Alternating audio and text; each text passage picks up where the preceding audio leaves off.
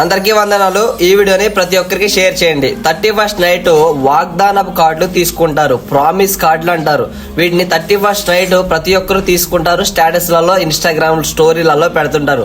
వీడి గురించి ఒక చిన్న మాట చెప్తాను, వినండి. ఉదాహరణకి ఆది కాండము 3వ అధ్యాయం 15వ వచనంలో నీ సంతానానికి స్త్రీ సంతానానికి వైరము కలుగజేసేదును అనే అపవాది గురించి, యేసుక్రీస్తు గురించి చెప్పబడ ప్రవచనం ఇది.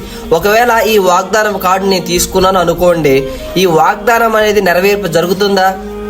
యేసుక్రీస్తు వారు మరలా భూమి మీదకి వచ్చి సిలువేయబడతాడా? అది జరిగే పని కాదు.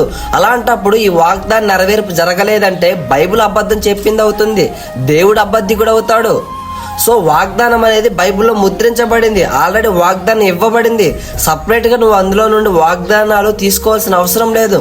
సో ఏవైతే ఈ వాగ్దానం కార్డులు ఉన్నాయో వీటిని ఈసారి మీకు ఎవరైనా ఇస్తే దయచేసి రిటర్న్ ఇచ్చేయండి. ఎందుకంటే అలా తీసుకోవడం ద్వారా మీరు బైబిల్కి విరుద్ధంగా పనిచేస్తున్న వాళ్ళు అవుతారు. ఆల్రెడీ బైబిల్లో వాగ్దానం ముద్రించబడింది, అందులో నుండి సపరేట్ గా నువ్వు తీసుకోవాల్సిన అవసరం లేదు.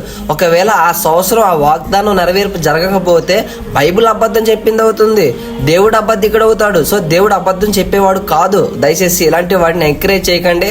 ఈసారి 31st కి మీరు ఎవరు ఆ వాగ్దానం కార్డులు తీసుకోకండి.